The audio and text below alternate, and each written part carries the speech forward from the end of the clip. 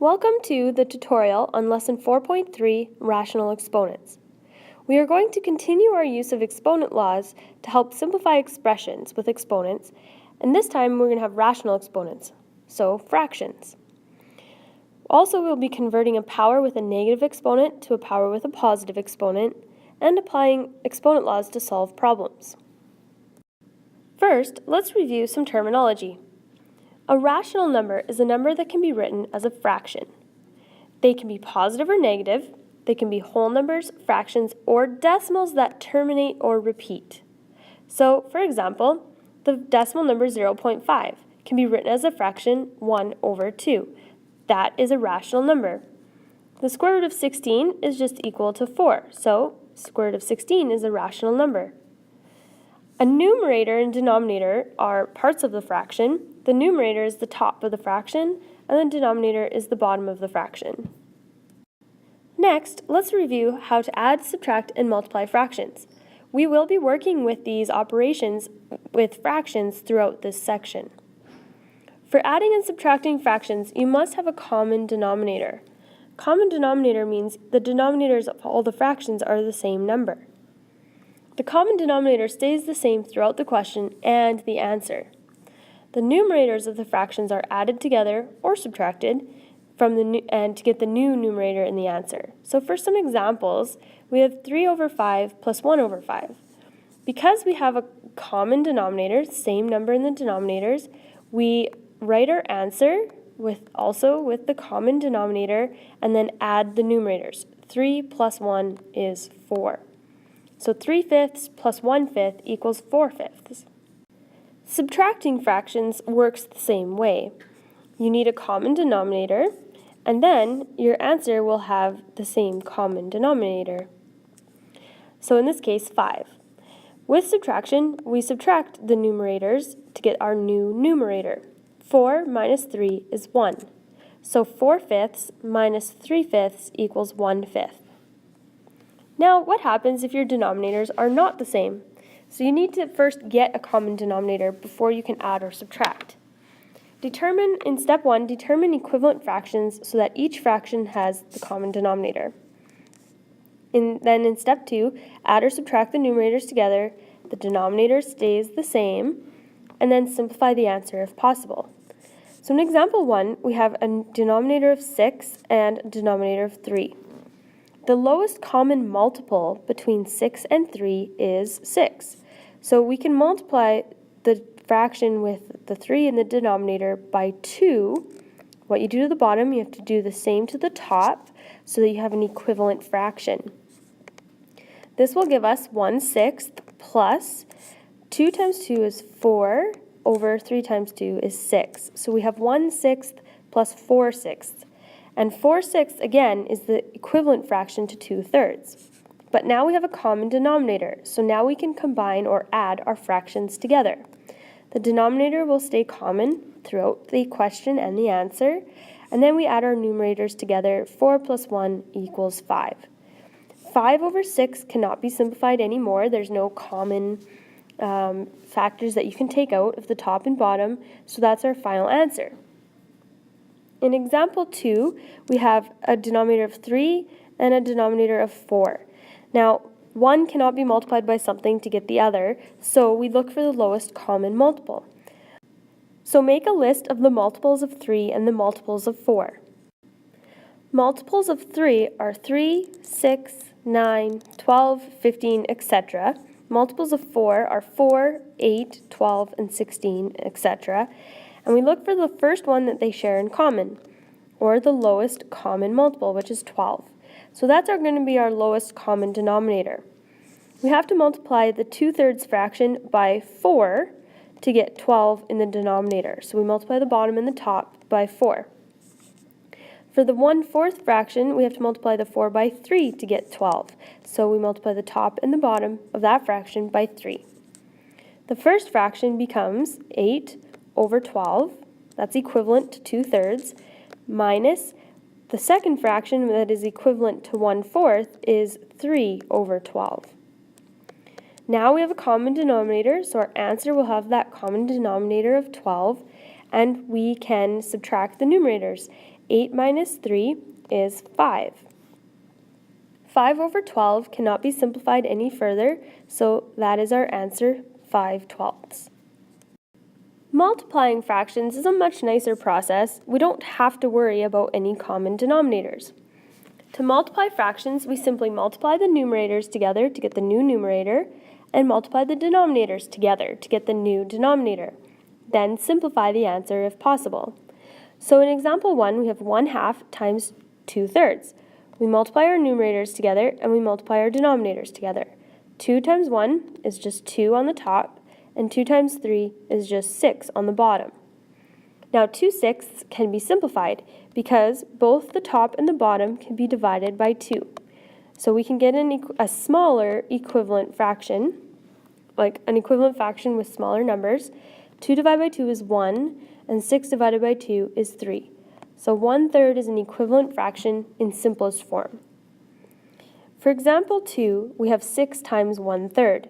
Now 6 is a whole number, but whole numbers can be written as a fraction when you put a 1 in the denominator. 6 over 1 is still equal to 6. So now we have a numerator and a denominator for each fraction. Multiply your numerators together, multiply your denominators together. 6 times 1 is 6. 1 times 3 is 3. Now 6 and 3 can be simplified. We can divide the top and the bottom by 3. That's a common factor. 6 divided by 3 is 2. 3 divided by 3 is 1. Now, 2 divided by 1 is still just 2.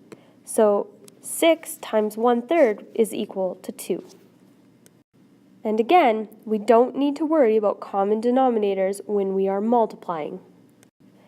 If you were wondering about dividing fractions, which we won't come across a lot, but just as a reminder, if you were dividing two fractions, say 1/2 divided by 2/3, when you're dividing fractions, you flip the second fraction and then multiply them together. So the first fraction stays the same, we change it to multiplying, and the second fraction flips over. So it's actually 1/2 times 3 over 2, which would give you 1 times 3 is 3 on the top, and 2 times 2 is 4 on the bottom. So 1/2 divided by 2/3 is actually equal to 3/4. A quick note about rational exponents. If you have a power with a rational exponent, you can write the rational exponent as a decimal or a fraction form. If you have a non-terminating decimal, it is best to keep it in fraction form because you would have to round it if you wanted to write it as a decimal. So for example, if you have x to the 1/2, you could also write that as x to the power of 0.5. Those are equivalent and either way works. However, if you have x to the power of 1/3, 1/3 is 0.3 repeated, and you don't want to write that as x to the 0.3 or 3/3. That's now an approximation, so we don't want that. We want to keep it exact, so we're going to keep the 1/3 as the exponent. To simplify powers with rational exponents, we use the same exponent laws that we used in the previous lesson with integral exponents. We still use all those laws to simplify expressions. So let's look at some examples. To simplify an expression with multiple powers, to simplify it is to write it with a single exponent. So we got to use our exponent laws to do that. In example A, we have two powers that have the same base, and they're being multiplied together.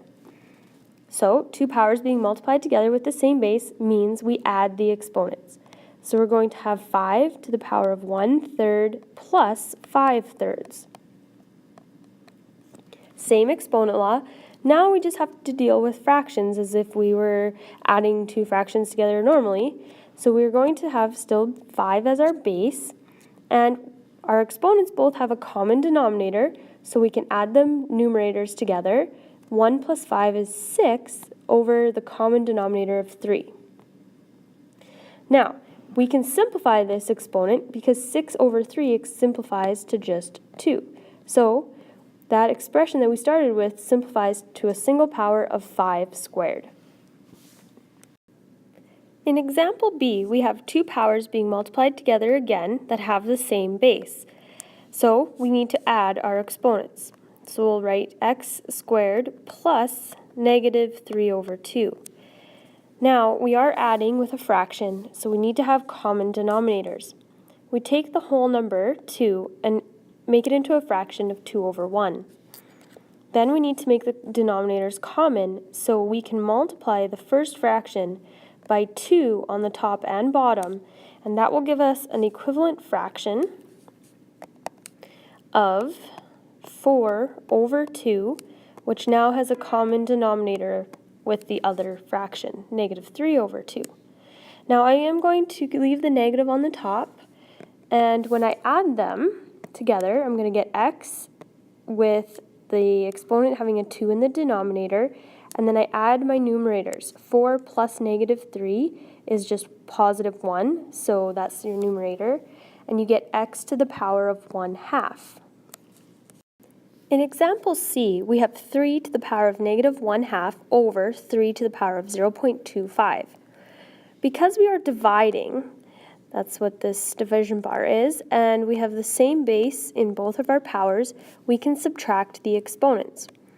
So we can rewrite it as 3 to the power of negative 1 over 2 minus 0.25. Now, in order to subtract these numbers, we want to have them in the same format. So you can change the fraction to a decimal, or you can change the 0.25 to a fraction. I'm going to go the decimal route because negative 1 over 2 is just equal to negative 0.5. And then it's minus 0.25. So when you subtract those two numbers, you get 3 to the power of negative 0.75. And it's okay to leave that as a decimal. If they want you to express it as a fraction, you can change it to a fraction, 3 to the power of negative 3/4. If there is a fraction in the expression that's not 1/2, say it's 1/3, then you would need to convert the decimal to a fraction and get a common denominator, because 1/3 does not give you a nice rounded off decimal number to use, so you want to stick with the fractions in that case. Now on to example D. We have 8 to the power of 1.8 divided by 16 to the power of 0.3. Now our bases are not the same in this question, so we want to see if we can rewrite these bases of the exponents, 8 and 16, as equivalent powers that do have the same base. Now 8 can be written as 2 times 2 times 2, which, if we write that as a power, is equal to 2 to the power of 3. Let's see if we can do something similar with 16. 16 can be written as 2 times 2 times 2 times 2. These are all the prime factors of 16. Like if you were to do the factor tree, that's what you would get for the prime factors. This can be written as 2 to the power of 4, and now those two things have the same base. So what we're going to do is we're going to replace those numbers with the powers that are equivalent to them. So for 8, we'll write 2 to the power of 3, but remember that was equivalent to 8, and 8 was raised to the power of 1.8. So we have to not forget that that's there. And that was all over. Now 16 was 2 to the power of 4. So we replace 16 with its equivalent power, and that was still raised to the power of 0.3. All right, now we do have powers with the same base. We want to combine our exponents because each on the top and the bottom we have a power to a power.